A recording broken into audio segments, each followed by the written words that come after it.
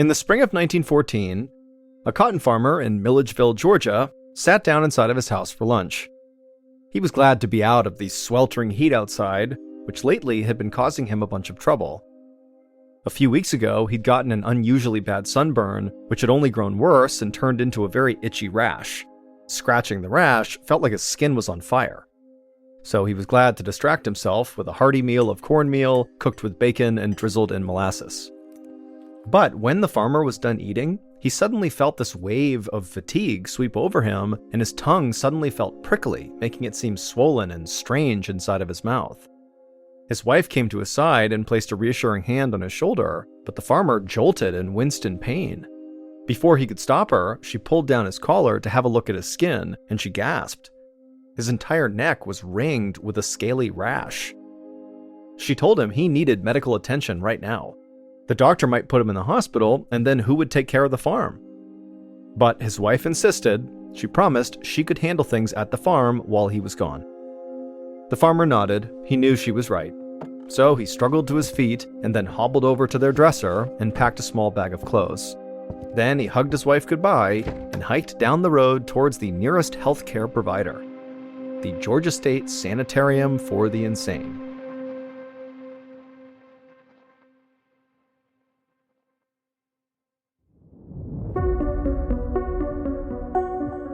From Ballen Studios and Wondery, I'm Mr. Ballen, and this is MrBallen's Medical Mysteries, where every week we will explore a new, baffling mystery originating from the one place we all can't escape, our own bodies.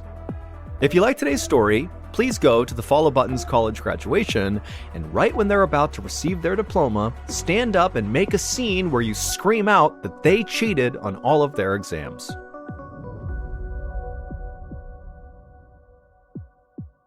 This episode is called Scourge of the South. On a hot, muggy morning in June of 1914, a 40-year-old physician named Joseph G. Goldberger stepped down from his horse-drawn carriage right out in front of a palatial brick building in rural Georgia.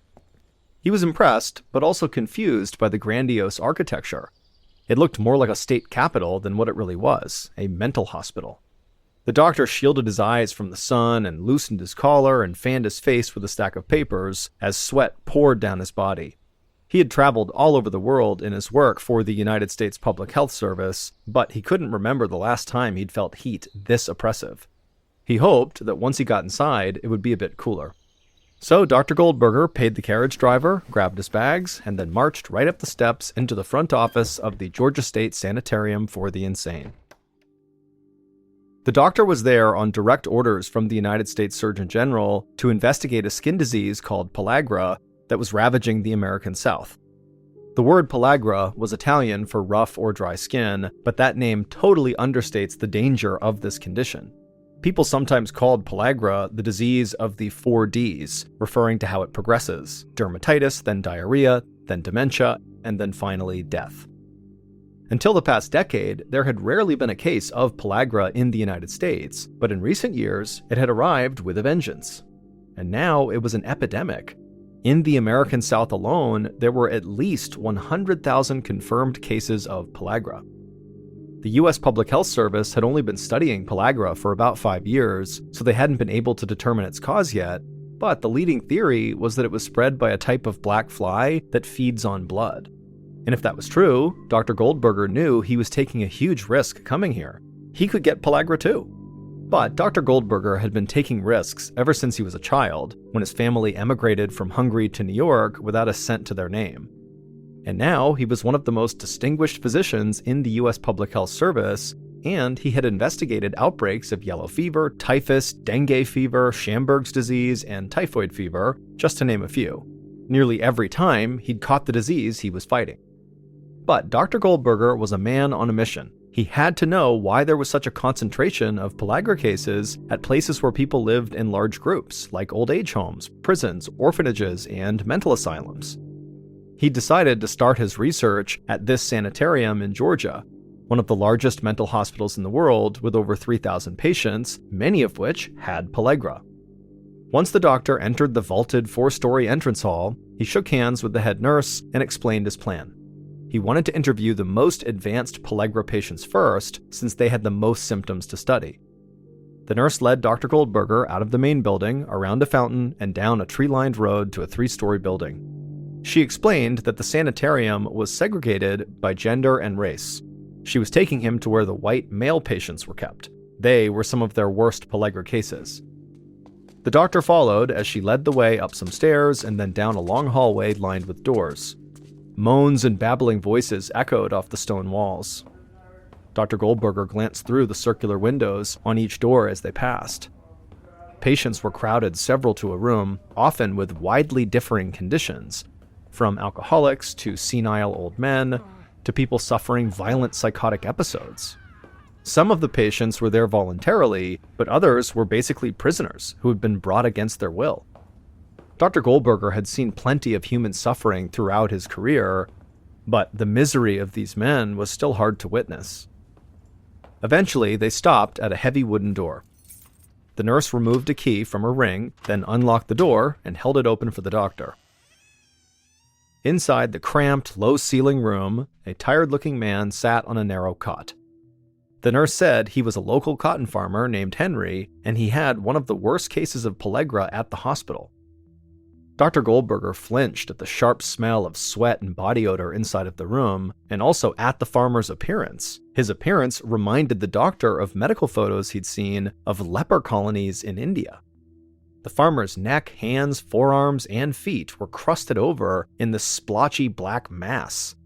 As the doctor stepped closer, he could see that the blackness was caused by scabbed-over blood from popped sores. The room was hot and stuffy. The only ventilation was a small window on the far wall. If pellagra was contagious, this was a terrible place to visit an infected patient. But Dr. Goldberger was determined to get to the bottom of this, so he braced himself for the danger ahead and then confidently walked over to the farmer and shook the man's hand. Dr. Goldberger said hello to Henry and asked to hear his story. Henry nodded and then told the doctor that he had admitted himself to the sanitarium a few months ago.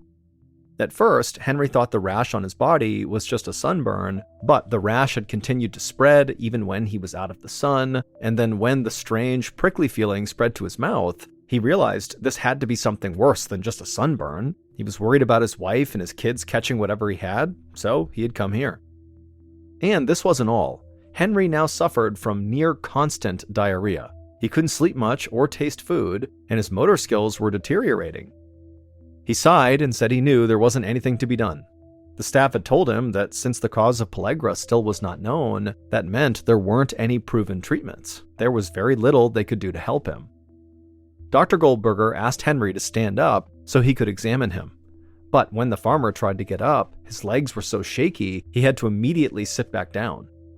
Dr. Goldberger was shocked to see firsthand what this disease could do to the human body in just a few months. Henry slowly raised his head to look at the doctor. His eyes had trouble focusing, and he spoke in a cracked voice as he explained his situation. His wife was too busy with their kids to actually manage the farm, and so every day Henry was here at the sanitarium was another day they were not able to tend to their crops. And if he was gone much longer, they would lose everything. Dr. Goldberger stared back at Henry and promised him that he would not stop until he discovered what caused his illness. After leaving Henry's room, Dr. Goldberger followed the nurse on a tour of the rest of the sanitarium. He interviewed dozens of men and women of different ages and races. Each case was tragic in its own way. Pellagra was relentless once it took hold. Seeing children covered in painful sores broke Dr. Goldberger's heart. It seemed like there was nothing anybody could do to help them. But what puzzled Dr. Goldberger the most was just how erratic this disease was. It didn't make sense to him why the pellagra hadn't spread further. In these hot, unventilated buildings, he would have thought entire wards would have caught it by now if it was contagious, but only a fraction of the residents were sick. That night, as Dr. Goldberger went over his notes in his room, he realized that the next step was to interview the staff, all 293 of them. The following morning, Dr. Goldberger was given a vacant office to conduct his interviews. He made sure the survey he would give each staff member was very thorough: how long each person had worked at the sanitarium, which ward they were stationed in, what their interactions had been with every patient, as well as everything about their daily routine. One after another, the staff came in, introduced themselves, and patiently answered every question, and all of them were smiling and very helpful. And for some reason, something just didn't seem right to Dr. Goldberger. An hour into the process, it struck him. None of the staff were sick in the slightest. These were people who worked in buildings full of patients with pellagra, yet none of them showed even a single symptom of having caught the disease. This made Dr. Goldberger wonder, was pellagra really contagious? The prevailing medical theory was that pellagra was an infectious bacteria carried by insects that spread the disease with their bites. If that theory was right, then why were these insects only infecting patients and not the staff? Black flies looking for blood will bite anyone. Dr. Goldberger suspected that something else besides black flies must be causing this disease. In fact, he wondered if pellagra was really an infectious disease at all. He almost laughed out loud with relief. This might be the first time in his career of fighting epidemics that he himself did not get sick. And so if this theory Dr. Goldberger was thinking about was correct, then it was totally useless to make people sick with pellagra stay in isolation. The much more important task was trying to figure out what was causing the pellagra in all these people. Thankfully, the hospital had a telephone. Once Dr. Goldberger wrapped up his interviews with the staff, he called the Surgeon General and received permission to continue his investigation. Dr. Goldberger wanted to inspect another hotbed of pellagra outbreaks, this time at an orphanage in Jackson, Mississippi. And as Dr. Goldberger headed to his room to pack, one of the nurses pulled him aside. She said she had bad news. Henry, the local cotton farmer, had just been found dead inside of his room. Dr. Goldberger shook his head. He wondered how many more people like Henry would die before he could figure out what was causing this horrible disease.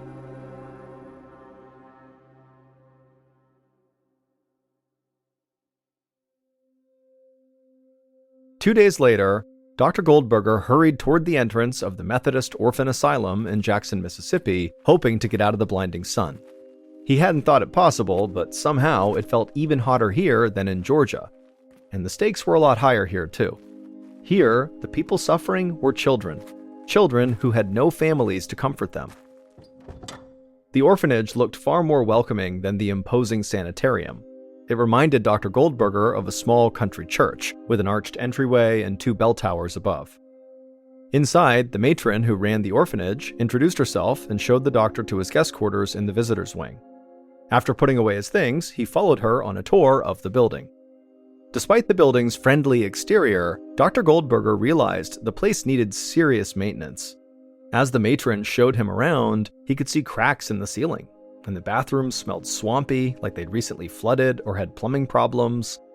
The staff was also quite small compared to the number of kids they were caring for, but the kids were relatively well behaved and happy. The doctor poked his head in one of the dormitories and noticed the majority of the beds were made. When they approached the hospital ward, the matron warned Dr. Goldberger to brace himself for a very unpleasant sight. The ward was a long, low room lined with narrow beds, almost like an army barracks. Fully 1/3 of the orphanage, 68 kids, were isolated here because they all had signs of pellagra. In some kids, the pellagra rash had spread up their neck and onto their face. As Dr. Goldberger followed the matron through the room, a particularly sad-looking girl who looked to be about 8 years old caught his eye. She was sitting cross-legged on her bed holding a book. Dr. Goldberger noticed stripes of red sores creeping out beneath the cuffs of her sleeves. The doctor sat down next to her and asked how she was feeling. The girl said she couldn't sleep anymore because her body constantly itched all over, and whenever she scratched it, her skin burned like it was on fire. She peeled back the collar of her shirt to show him. Her neck was ringed in a dark, scaly rash. Dr. Goldberger patted her hands and told her to stay strong. He was going to do everything he could to help her. She nodded, but she did not seem convinced. As Dr. Goldberger looked around the ward, he realized that nearly all of the kids were within a couple of years of this little girl's age. He saw almost no preschoolers or teenagers, even though the orphanage provided homes for kids from birth to age 18. Dr. Goldberger was puzzled, but he kept his thoughts to himself. Dr. Goldberger stood up and followed the matron outside to where a group of older children were helping build a storage shed. The matron explained to the doctor that that was today's chore. As Dr. Goldberger watched these teenagers sawing and hammering planks of wood out in the sun, he was struck by the contrast between them and all the younger children inside the hospital ward. These older kids looked so happy and healthy, and none had even the faintest sign of pellagra. The doctor jotted down some observations in his notebook and then followed the matron to their final stop, the nursery. Inside, it was loud and crowded, with infants and small children scattered all about. Some were playing with blocks and old weathered toys, while others napped on cots. The room felt hot and chaotic, but as Dr. Goldberger studied these kids, he couldn't see any signs of sickness. They were just maybe a bit dirty, like you'd expect active kids to be, and so it comforted Dr. Goldberger to see some signs of normalcy here. After dinner, the doctor stayed up for a while organizing his research. He was beginning to see strange patterns in who got pellagra and who didn't. At the sanitarium in Georgia, pellagra had struck people from every age group, from grandparents to young kids. But here, at this orphanage, all the pellagra patients were the same age group, between 6 and 12. This was new. He'd never encountered a disease before that only affected people of certain ages. Dr. Goldberger now felt confident pellagra was not spread by black flies, but he had a new riddle to solve. Why would infants and older kids not get pellagra while the kids in the middle of those two groups were getting so sick? Dr. Goldberger laid in bed, thinking in circles and listening to the drone of cicadas outside. But he couldn't sleep. He just couldn't get those faces of the kids in the sick ward out of his mind. The next morning, Dr. Goldberger woke up early, gathered his notes, and called a meeting with the matron. He wanted to know every detail of how the kids at the orphanage were cared for, from daily activities to sleeping arrangements to meals. The matron explained that they tried to make the kids' lives as normal as possible, but it had grown more difficult in recent years because of cutbacks to the orphanage's funding. The staff had been forced to ration the more expensive foods. For instance, now only the youngest kids were given milk, because it was essential to their growth, while all the other kids went without it. The staff had also begun assigning chores to the older kids. The orphanage needed constant repairs, but because of these cutbacks, they could no longer afford to hire outside help. And so in exchange for their labor, the older kids were given bigger and better meals, including meat and vegetables, at least once a week. By comparison, the kids in the middle, between ages 6 and 12, ate mostly cornmeal with molasses. On rare occasions, they got whatever low-quality meat the orphanage could scrounge up. They got almost no milk or vegetables at all. Dr. Goldberger was stunned. The kids in the 6 to 12 group were not getting enough to eat, and they were overwhelmingly the ones getting pellagra. Of course, he knew that a bad diet could lead to health complications, but it didn't make sense that it would cause something as horrible as pellagra. The doctor then asked the matron if there were any kids in the 6 to 12-year-old age range who showed no signs of pellagra. Unfortunately, almost all of the kids in that middle age group had at least some symptoms of pellagra. But then she smiled and said actually there were a few kids in that age group who were totally healthy. They were 3 troublemaking 12-year-olds named Charlie, Henry, and Frank. That was not what Dr. Goldberger wanted to hear. If some of the kids eating this terrible diet were not getting the disease, then food had nothing to do with who got sick. The matron led the doctor outside to a courtyard where the 3 troublemaking boys were running around playing tag. None of them looked sick at all, even though they lived in a facility full of kids their age ravaged by disease. So what made these 3 special? Dr. Goldberger walked up to the 3 kids and asked how they'd been feeling lately. The boys looked at each other, confused by the question, then shrugged and ran off to continue their game. The doctor smiled. Disinterest was a normal reaction for happy, distracted kids. They clearly were not worried about their health. So the doctor thanked the matron and then headed back to his room, wondering if Charlie, Henry, and Frank held some secret to avoiding pellagra. And if they did, he desperately needed to know what it was. Dr. Goldberger stayed up late that night trying to solve the riddle of the 3 healthy boys. He combed through all the existing research on pellagra, searching for an answer for why they were not getting sick. He got so lost in thought that when he finally looked up, it was almost midnight. He decided a little breath of cool night air might help him sleep easier, so he got up and left the room.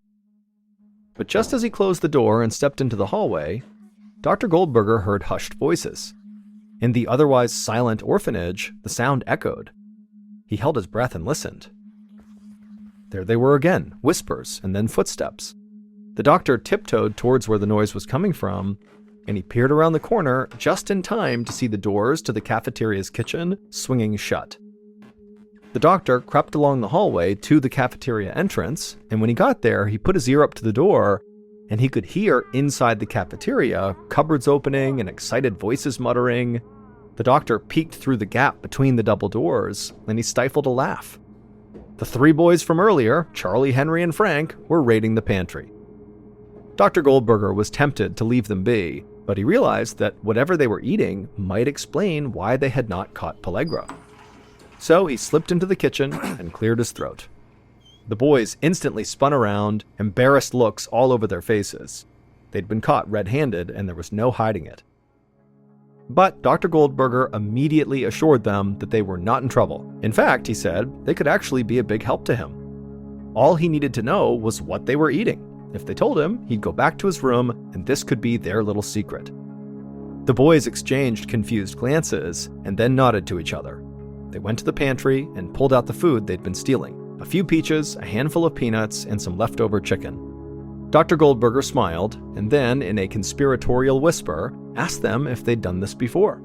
The boys' faces went red, and they looked down at their feet, and then one of them quietly admitted that yes, they had. Dr. Goldberger felt a surge of excitement. He thanked the boys for their honesty, then left them to their midnight snack.